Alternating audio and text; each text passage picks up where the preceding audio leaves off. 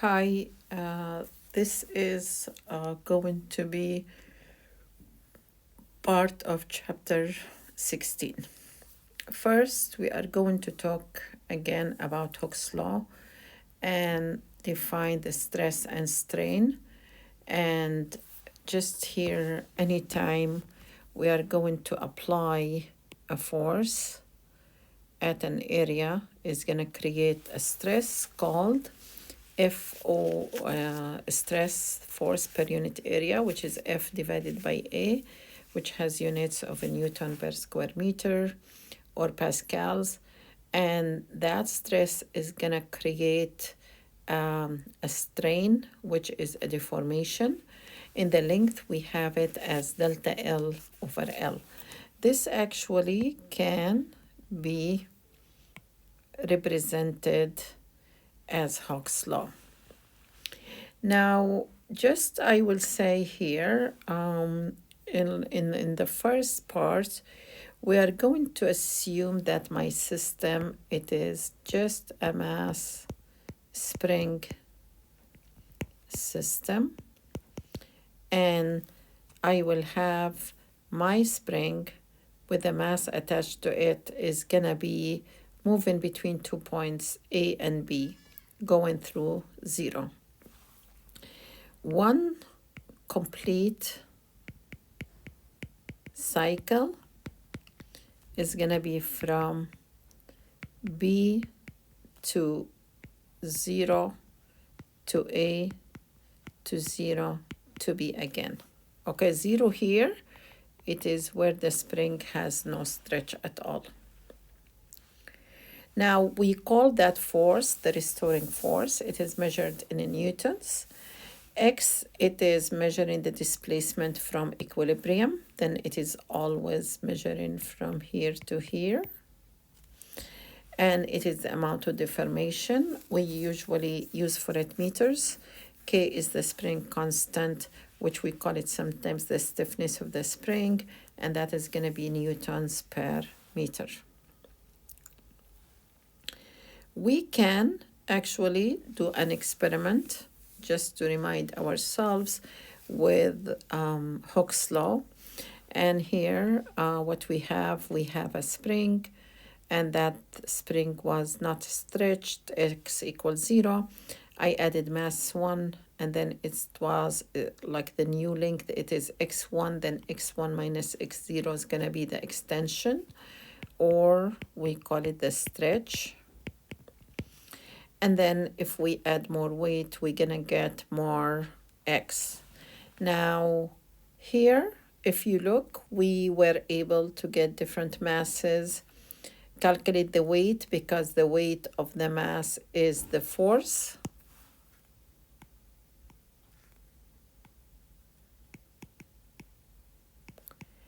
And that is gonna create a stretch in the spring. What we did here is we have plot the force versus the stretch, and that is going to give me K, the slope from the graph, which is rise over run. Okay, then this is a simple experiment that we use to calculate K, which is the spring constant. This is an example on Hooke's law. Fish are hung on a spring scale to determine their mass.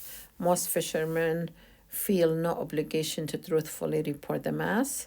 What is the force constant of the spring in such a scale if its spring stretches 8 centimeters for a 10 kilogram load?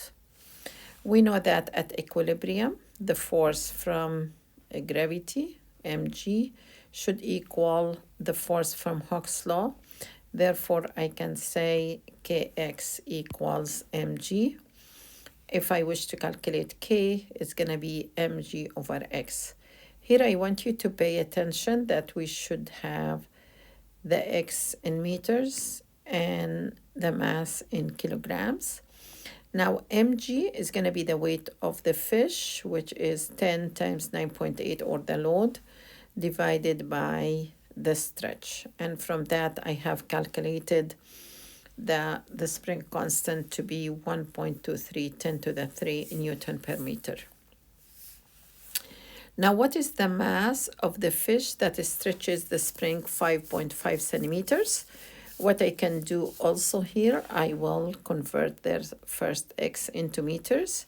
And again, I'm going to use the same exact formula, but now my unknown is m. Then I'm going to say kx over g, and that is going to give me 6.88 kilogram.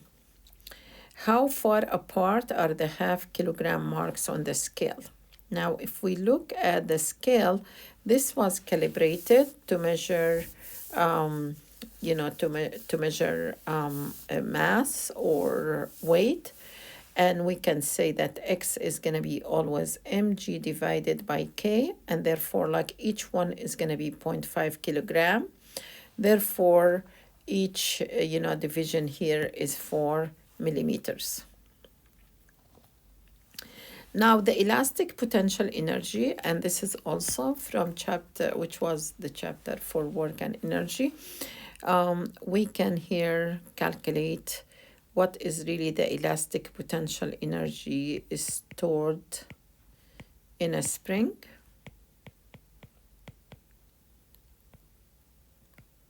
Now, K, it is the spring constant.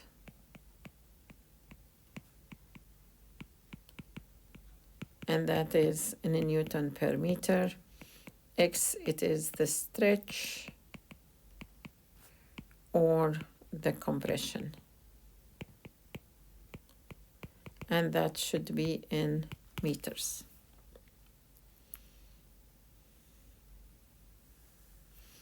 We can calculate the energy stored in a spring from the area under the curve. Here it is the area, it is a triangle, then it is 1/2 the base times the height. All right, and that is 1/2 kx times x, which is going to be 1/2 kx squared. Here we want to go over some of the definitions that are needed for this chapter.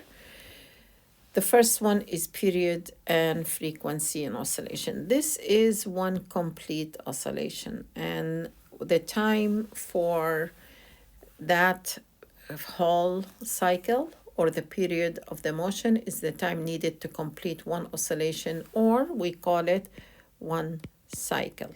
It is measured in seconds, and we use for it uppercase T.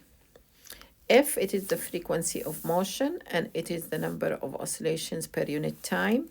It is measured in hertz. Now, we use this for mass spring system and the simple pendulum, which we're going to introduce later. The pendulum can be, the spring can be horizontal or vertical. And this is the pendulum. And for all, the same definitions are valid, and the frequency equals 1/T.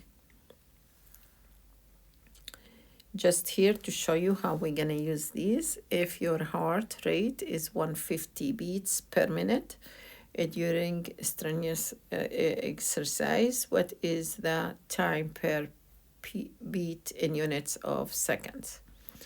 Okay, then here I will say the frequency. I need to convert it into hertz.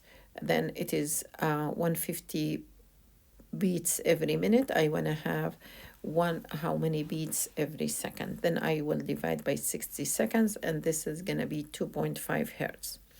For the period, it's going to be 1 the frequency, and it is 1/2.5 hertz, which is 0.4 second for every beat. Find the frequency of a tuning fork that takes 2.50 10⁻³ seconds to complete one oscillation. Then this is T, 2.50 10⁻³, and then the frequency, it is 1/T, which is 1/2.5 10⁻³ seconds, which is going to be 400 hertz. Now, we are going to talk about the mass spring system and the simple harmonic motion. Now, here in the first situation, number A here, I pulled the spring to a distance, I will call it A, not uppercase X. It's easier to say A, and then the mass, because there is a force from the spring, we call it the restoring force, is going to bring the mass to the left. Now, when it will reach x equals 0, there is no force, and we're going to have that the force is going to be maximum. And because it has momentum, it will continue to move to negative A, and that is going to be the maximum position to the left. And then again is going to go to 0, and again is going to go to A another time. Then what's going to happen is that the mass spring system is going to be always going between these two. Let's say this is x equals 0 in the beginning. This is A and this is A. Okay, like we can say this is negative A because it is to the left, and then we're going to find that is going to go between these 2 points. Why it is doing this? Because of the restoring force, which is the force minus k times x. For any simple harmonic motion, this is a valid relation. The force and the displacement are in opposite direction, and they are directly proportional.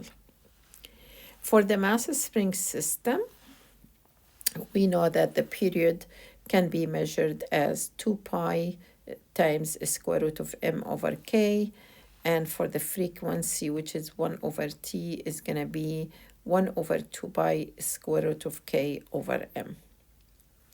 I want to share with you the simulation here.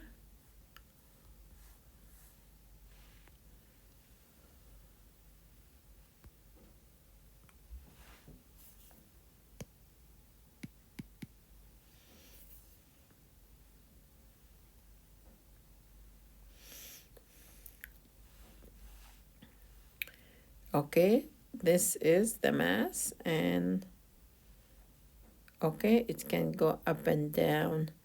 Okay, that is really the what is gonna be like the motion that we are looking for. Of course, this one here, okay, I can stop and I can get a heavier mass and make it oscillate. You can see that the period of the motion is going to be affected. It's true that I don't know the masses, and therefore let's do with the 50. All right, and let's do with the 250. Okay, and then you can see that here, okay, because the mass, it is on the upper part of the fraction, then it's gonna be like doing more of that oscillation. Here we know that, okay, I'm showing you 3 positions for the mass spring system. Here at this point, let's say this is A, this is B. The force is maximum. The acceleration, of course, when the force is maximum, the acceleration is going to be maximum. And here, the force at B is going to be maximum. And the acceleration is going to be maximum as well. At x equals 0, the force is 0 and the acceleration is 0. At the 2 end points, the velocity is 0, and at x equals 0, v is maximum.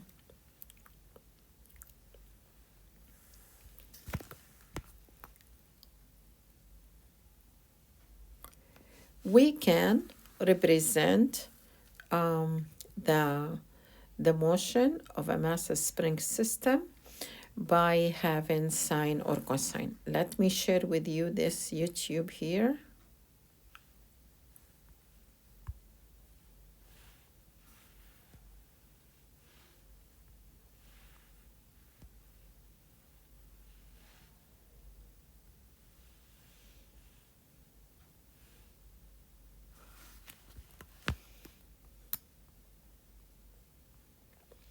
this one is gonna show you,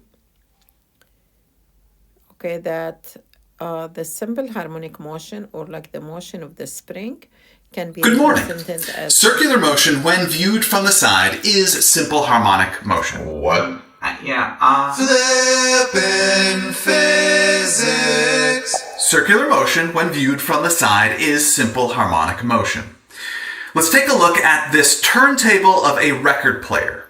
I have placed a yellow marker cap on it so we can observe the circular motion of the cap. Does everybody see that the cap is moving in circular motion? Yes. Yeah. Okay, now let me add a side view of the turntable and yellow marker cap. Do you see how the cap appears to move in simple harmonic motion? Yeah. No. Okay, so then I will add a vertical mass spring system moving in simple harmonic motion. Now do you see how the cap appears to move in simple harmonic motion? Still yes. Sure. Yep. In fact, we can also add a front view of the turntable and yellow marker cap. And we can also add a pendulum moving in simple harmonic motion. Do you now see how the cap, when viewed from the side, moves in simple harmonic motion, just like a mass spring system and a pendulum? I saw it from the start. Yeah. There's a lot going on in this. Okay, sure, so there is a lot going on. So I will simplify it by removing everything but the turntable and yellow marker cap. Now I will add a dot that is motion tracked to the top of the cap. And I will isolate the motion of the dot so it is only moving in the y direction. This dot is now moving just like the side view of the cap. In other words, this dot is moving in simple harmonic motion. And watch the path it creates if we look at where the dot is located as a function of time. Does anybody recognize the shape of that curve? Oh, that is a sine curve. Actually, I think it's a cosine curve. Actually, it could be either one. Sine and cosine are just shifted along the horizontal axis relative to one another. Right, Mr. P? Yes, this could be a sine or a cosine curve. It just depends on where it starts along the horizontal axis. Yeah, and that's true. It can be represented as a cosine or a sine. I will use a cosine, but always when you're going to use for the x a cosine, you're going to stick with it for the rest of the calculation. Then here I have the xt equals a, the amplitude, times cosine 2 pi divided by the period times t. Or I can write it as x as a function of t, a, the amplitude, times cosine omega t. Or I can calculate it as x as a function of t, a cosine 2 pi frequency times t. Because look here, omega equals 2 pi over t, or 2 pi the frequency. Omega can be calculated as the square root of k over m. You don't need to actually to know how we did reach this one. This is from calculus. Then in order to describe the position of the mass, this is for the velocity. This is the equation, minus Vx sine 2 pi over t times t. And V maximum can be calculated as omega times the amplitude. For A, which is the acceleration, it is as a function of t equals minus omega squared a cosine 2 pi over t. And, you can say that also is going to be a maximum cosine, okay, there is a negative here, 2 pi over t times t. I'm going to solve one or two problems here and then move, because I don't want this video to be a very big one. It's going to be difficult to upload it. If the spring constant of a simple harmonic oscillator is doubled, by what factor will the mass of the system need to change in order for the frequency of the motion to remain the same? I will write the equation of the frequency. it's hard to deal when we have a square root. Therefore, what we are going to do is we want to get rid of the square root by squaring both sides. And then I know that f1 squared equals 1 over 4 pi squared k over m1. And for the second one, when we change the mass into m2, is going to be f2 squared 1 over 4 pi squared 2k over m2. I know that both of them, they're going to be equal according to the question. And therefore, like I can cancel some of the parameters, and then finally I will reach that m2 equals to m1.